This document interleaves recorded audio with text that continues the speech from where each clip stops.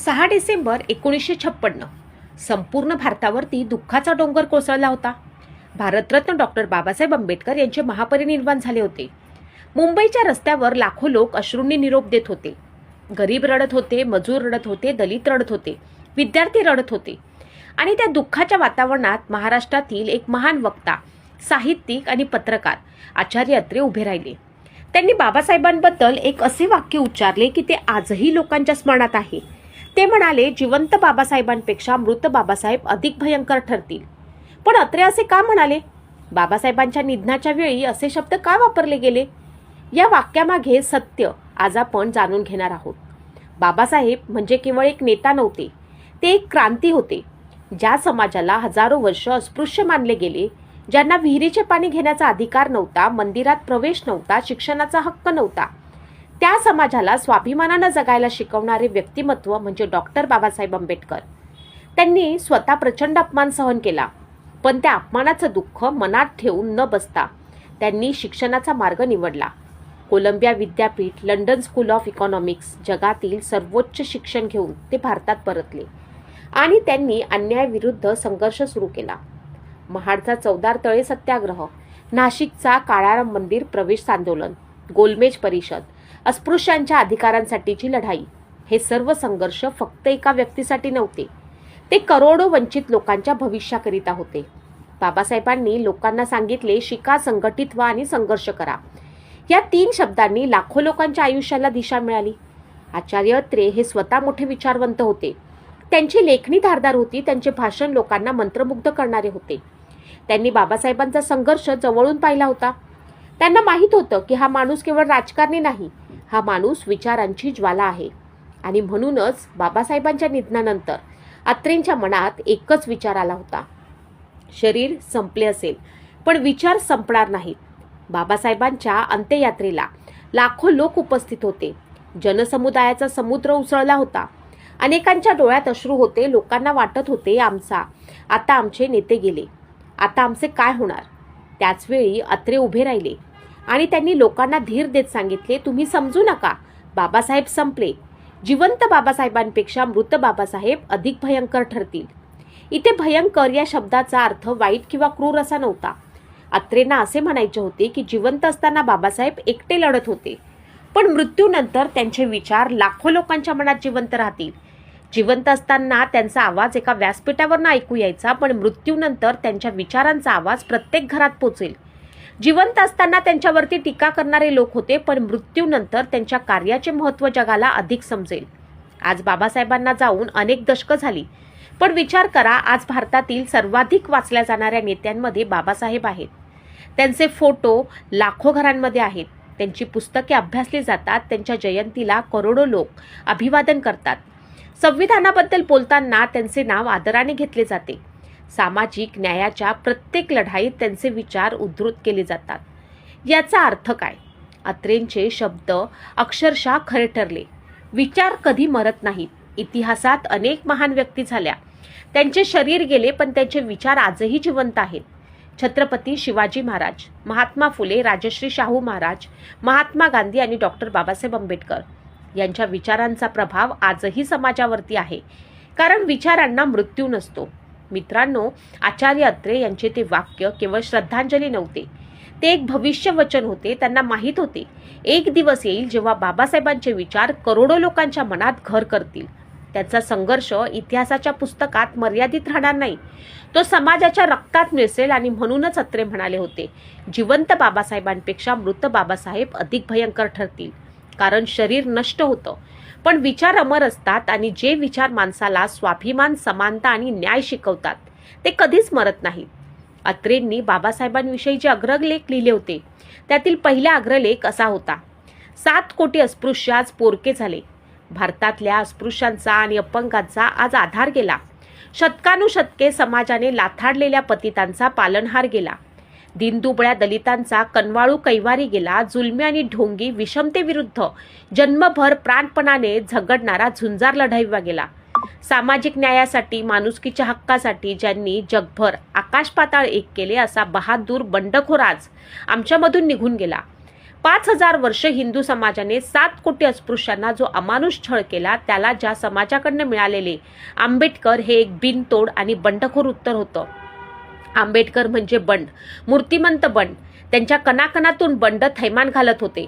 आंबेडकर म्हणजे जुलमाविरुद्ध उभारलेली वज्राची मूठ होय.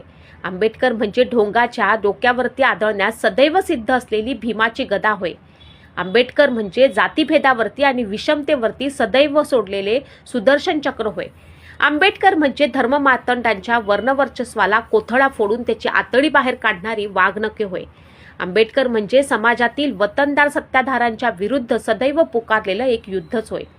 महात्मा फुले, कबीर आणि भगवान बुद्ध हे 3 गुरुच मुळी आंबेडकरांनी असे केले की ज्यांनी देवाचे, धर्माचे, जातीचे आणि भेदांचे थोतांड माजविणाऱ्या समाज व्यवस्थेविरुद्ध बंड पुकारले. महात्मा फुले, कबीर आणि भगवान बुद्ध हे 3 गुरु मुळी आंबेडकरांनी असे केले की ज्यांनी देवाचे, धर्माचे, जातीचे आणि भेदांचे थोतांड माजवणाऱ्या समाज व्यवस्थेविरुद्ध बंड पुकारले. हाल अपेष्टा आणि छळ यांचे हलाहल ज्यांना हयातीत आणि मेल्यानंतरही प्राशन करावे लागले, अशा बंडखोर गुरुचे आंबेडकर हे सच्चे चेले होते. जुलूम आणि अन्याय म्हटला की आंबेडकरांच्या तळपायाची आग मस्तकात जाई. धमन्या धमन्यामधून त्यांचं रक्त उसळ्या मारू लागे. म्हणूनच लोकसभेत पंडित नेहरूंनी बोलून दाखवल्याप्रमाणे हिंदू समाजाच्या प्रत्येक जुलुमाविरुद्ध पुकारलेल्या बंडाचं ते प्रतीक बनले. हिंदू समाजाने आणि सत्ताधारी काँग्रेसने आंबेडकरांची जेवढी निंदा केली, जेवढा छळ केला, जेवढा अपमान केला, तेवढा कोणाचाही केला नसेल. पण त्या छळाची, विटंबनेची त्यांनी लव मात्र पर्वा केली नाही. धर्माच्या आणि सत्तेच्या जुलमालाही ते कधीही शरण गेले नाहीत. शरणागती हा शब्दच मुळी आंबेडकरांच्या शब्दकोशात नव्हता. मोडेन, मार खाईन, मरेन, पण वाकणार नाही अशी त्यांची जिद्द होती आणि त्यांनी ती शेवटपर्यंत खरी करून दाखवली. जो तुमचा धर्म मला कुत्रा मांजरांपेक्षाही हीन रीतीने वागवतो, त्या धर्मात मी कधीही राहणार नाही, असे कोट्यावधी हिंदू धर्मियांना कित्येक वर्षापासून ते बजावत होते. माणसासारख्या माणसाला अस्पृश्य मारणारी ती तुमची मनुस्मृती मी जाळून टाकणार, असे त्यांनी त्या सनातनी हिंदूंना छातीवर हात मारून सांगितले होते. त्यामुळे हिंदू धर्मीय लोक त्यांच्यावरती फारच संतापले होते. त्यांना वाटले आंबेडकर हे गजनीच्या मोहम्मदापेक्षाही हिंदू धर्माचे भयंकर दुश्मन आहेत. धर्मांतराची घोषणा केल्यानंतर आंबेडकरांचा खून करण्याची योजना घेऊन एक हिंदू पुढारी डॉक्टर कुर्तकोटी यांच्याकडे गेले होते. तेव्हा डॉक्टर कुर्तकोटीने त्यांना सांगितले की तुम्ही आंबेडकरांना तुम्ही मारलेत तर त्यांच्या रक्ताच्या प्रत्येक थेंबातून 10 आंबेडकर बाहेर पडतील. आंबेडकरांची धर्मांतराची घोषणा ही हिंदू धर्माच्या नाशाची घोषणा नव्हती. ते हिंदू धर्माच्या सुधारणेचे आव्हान होते. चातुर्वर्ण्याच्या हिंदू धर्माचा आणि हिंदुस्थानाचा नाश झाला आहे, असे आंबेडकरांचे मत होते. म्हणून चातुर्वर्ण्यांची चौकट मोडून हिंदू समाजाची रचना समानतेच्या आणि लोकशाहीच्या पायावर करा, असे टाहो फोडून ते सांगत होते. धर्मांतराच्या प्रश्नावरती आमच्याशी बोलताना एकदा ते म्हणाले की हिंदू धर्मावर मला सूड घ्यायचा असता तर 5 वर्षाच्या आत मी ह्या देशाचे वाटोळे करून टाकले असते. पण ह्या देशाच्या इतिहासात विध्वंसक म्हणून माझे नाव नोंदले जावे अशी माझी इच्छा नाही. हिंदू धर्माप्रमाणेच महात्मा गांधी आणि काँग्रेस यांच्यावर आंबेडकर हे नेहमी प्रखर टीका करीत. त्यामुळे जनाब जिनासारख्या साम्राज्यवाद्यांशी संगनमत करून हिंदी स्वातंत्र्याचा मार्ग ते रोखून धरीत आहेत, अशी पुष्कळ राष्ट्रवादी लोकांची समजूत झाली. अस्पृश्यता निवारणाकडे बघण्याचा काँग्रेसचा दृष्टिकोन हा निव्वळ भूतदयावादी आणि भावनाप्रधान होता. आंबेडकर त्या प्रश्नाकडे केवळ न्यायाच्या आणि हक्काच्या दृष्टीने पाहत असत.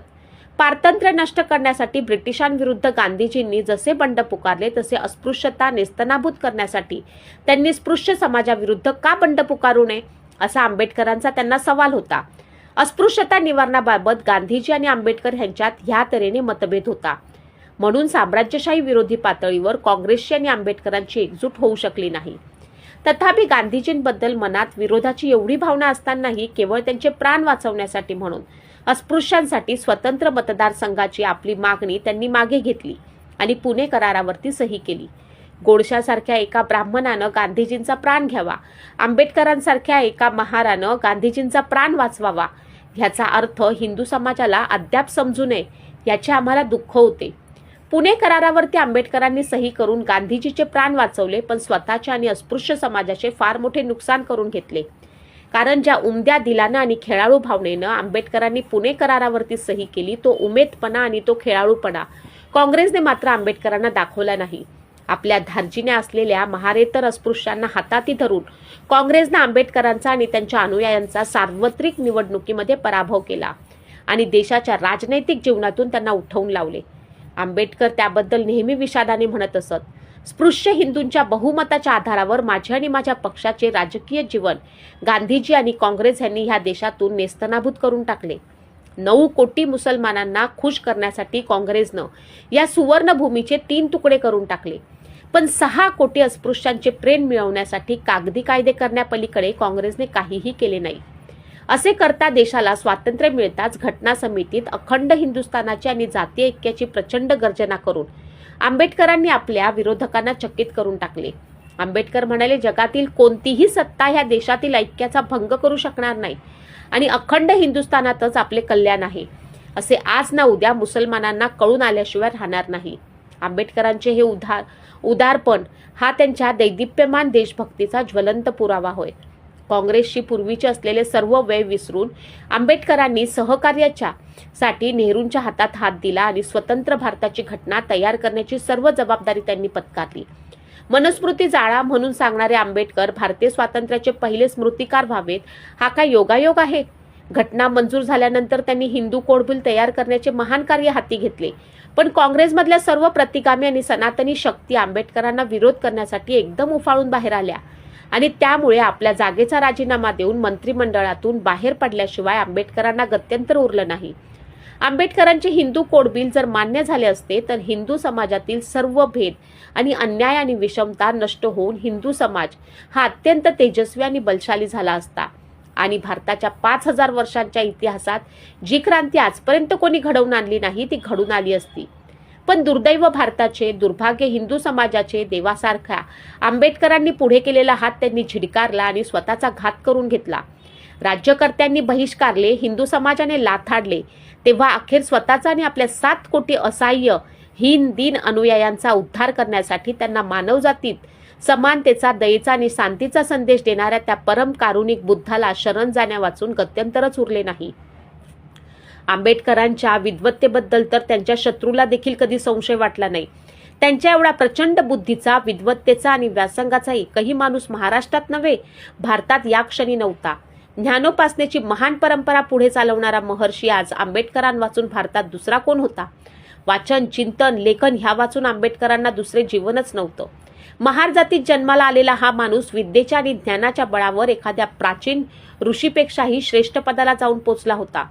धर्मशास्त्रापासूनच तो घटनाशास्त्रापर्यंत असा कोणताही एक कठीण विषय नव्हता की ज्यामध्ये त्यांची बुद्धी एखाद्या गरुडासारखी वाटेल त्या उंचीपर्यंत विहार करू शकत नव्हती. तथापि आंबेडकरांची धर्मावरती आत्यंतिक निष्ठा होती ही गोष्ट फार थोड्या लोकांना माहीत होती. आंबेडकर कितीही तर्क, कंकर्ष आणि बुद्धिवादी असले तरी त्यांचा पिंड हा धर्मनिष्ठतेचा होता. भाविक आणि श्रद्धाळू पित्याच्या पोटी त्यांचा जन्म झाला होता. शुचिभूत वातावरणामध्ये त्यांचे सारे बालपण गेले होते. सर्व धर्माचा त्यांनी तौलनिक अभ्यास केला होता. आत्म्याच्या उन्नतीसाठी धर्माची आवश्यकता आहे असे त्यांचे ठाम मत होते. धर्मावरील त्यांच्या गाढ श्रद्धेमुळेच त्यांचे नैतिक चारित्र्य निपर्वाद राहिले. त्यांना कोणतेही आणि कसलेही व्यसन नव्हते. त्यामुळेच त्यांच्या अंगात विलक्षण निर्भयता आणि आत्मविश्वास निर्माण झाला होता. आपण जे बोलतो किंवा लिहितो ते खोटे आहे असे म्हणण्याची प्रत्यक्ष परमेश्वराची देखील नाही असा आवेश आणि आत्मबल त्यांच्या व्यक्तिमत्वात सदैव संचारलेले असे. अनेक वर्षांच्या आध्यात्मिक चिंतनाने आणि परिशीलनाने शेवटी आंबेडकर भगवान बुद्धांच्या चरणापाशी येऊन पोचले होते. बुद्धाला शरण गेल्या वाचून केवळ अस्पृश्यांनाच नव्हे तर साऱ्या भारताला तरणोपाय नाही असा आंबेडकरांचा ठाम निश्चय झाला होता. म्हणूनच 14 ऑक्टोबर रोजी नागपूर येथे 3 लाख अस्पृश्यांना त्यांनी बुद्ध धम्माची दीक्षा दिली. तेव्हा साऱ्या भारताला मी बौद्ध करेन अशी गगनभेदी सिंहगर्जना त्यांनी केली. मुंबईतील 10 लाख अस्पृश्यांना थोड्या दिवसांनी ते बुद्ध धम्माची दीक्षा देणार होते. पण दृष्टांत काही निराळेच होते. अनुयायांशी आणि जुलमाशी संबंध जगभर झगडून त्यांचे शरीर जर्जर झाले होते, दुर्बल झाले होते. विश्रांतीसाठी त्यांच्या शरीरात कण आसुसलेला होता. भगवान बुद्धांच्या करुणेचा जेव्हा त्यांना अखेर आसरा मिळाला तेव्हा त्यांना अंतःकरणात जाणारा वणी शीत झाला. आपल्या कोट्यावधी अनुयायांना आता आपण उद्धाराचा मार्ग दाखवून ठेवला आहे.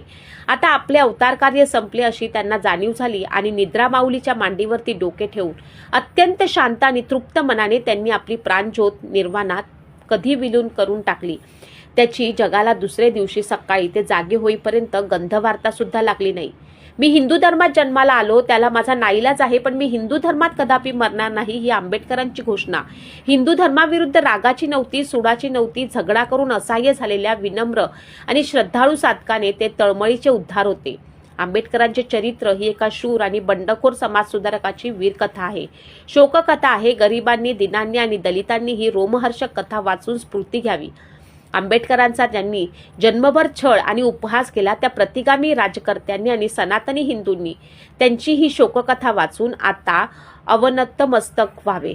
आंबेडकरांच्या जीवनावरती आणि कार्यावरती जसजसा अधिक प्रकाश पडेल तसतसे अलौकिकत्व प्रकट होईल आणि आंबेडकर हे हिंदू समाजाचे शत्रू नसून उद्धारकर्तेच होते अशी भारताची खात्री पटेल. भारतीय जीवनात जे जे काही उज्ज्वल आणि उदात्त आहे त्याचे आंबेडकर हे ज्वलंत भांडार होते. आंबेडकर हा स्वाभिमानाचा एक जळता ज्वालामुखी होता. भारताच्या ऐक्याचे, महाराष्ट्राच्या अस्मितेचे ते महान प्रणेते होते. महाराष्ट्र आणि मुंबई ह्यांचे नाते जे देवाने जोडले आहे ते कोणाच्या बापालाही तोडता येणार नाही असे ते म्हणत. कोणकोणते गुण आता आठवायचे आणि त्यांच्या कोणकोणत्या उद्धारांचे स्मरण करायचे. 7 कोटी अस्पृश्यांच्या डोक्यावरचे तर आता आभाळच फाटले आहे. भगवान बुद्धांखेरीज त्यांचे समाधान कोण करू शकणार आणि त्यांच्या डोळ्यातले अश्रू तरी कोण पुसणार. त्यांनी ध्यानात धरावे की भारताच्या इतिहासात आंबेडकरने त्यांचे कार्य अमर आहे.